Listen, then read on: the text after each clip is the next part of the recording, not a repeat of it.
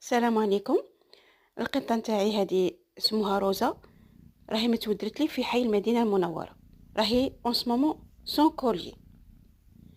القطة تاعي هذه تكون عندها 8 شهور، اللي فاكسيني، متربية في البيت، عمرها ما خرجت. يعني كنا ماذا بكم اللي يلقاها يتواصل معايا ولا يخبرني، وراهي في مرحلة التزاوج اون سمومون، يعني هذا كي بداية التزاوج.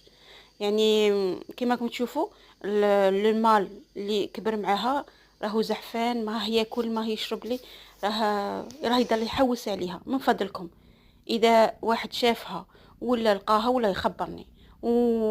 واذا لقيتوها ولا دخلوها عندكم وعيطوا لي ولا تواصلوا معايا من فضلكم. شكرا.